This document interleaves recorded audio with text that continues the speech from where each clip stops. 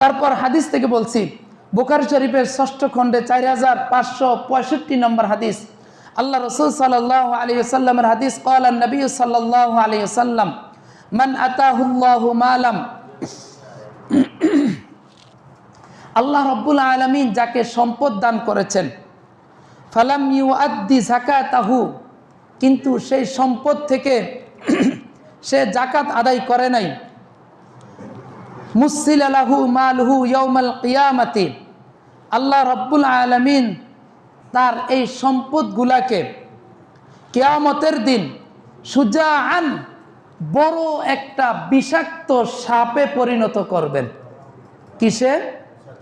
বিষাক্ত সাপে তার সম্পদটাকে আল্লাহ তাআলা পরিণত করবেন। আকরা লাহু জাবিবাতানে, যার চোখের উপর কেমন বিষাক্ত হবে, ওই সাপের চোখের উপর 2টা কালো দাগ থাকবে। ইউতাইয়িকুহু ইয়াউমাল কিয়ামাতি, আর এই সাপটি অতিশয় বিষাক্ত হবে। আল্লাহ রাব্বুল আলামিন ইউতাইয়িকুহু ইয়াউমাল কিয়ামাতি, ওই সম্পদওয়ালা ব্যক্তির গলার মধ্যে মাফলারের মতন সেদিন সাপটাকে পেঁচাইয়া দিবেন।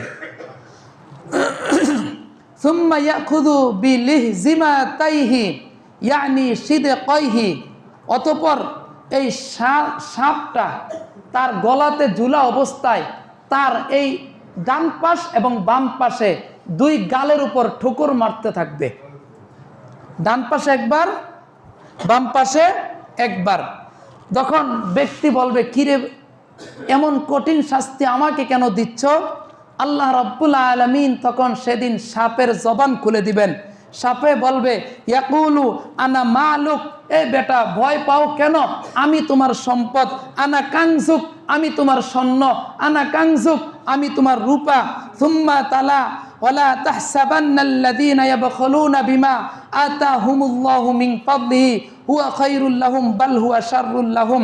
অতঃপর হুজুর সাল্লাল্লাহু আলাইহি ওয়াসাল্লাম এই হাদিসের সমর্থনে আয়াত বর্ণনা করেছেন যে ওয়ালা ইয়াহসাবান্নাল্লাযীনা ইয়াবখুলুনা, যারা আল্লাহর রাস্তায় দান করতে বখিলি করে, কৃপণতা করে, বিমা আতাহুমুল্লাহু মিন ফাদলিহি, তারা যেন এই কথা মনে না করে যে তাদের এই আমল, তাদের এই কার্পণ্য তাদের জন্য উত্তম।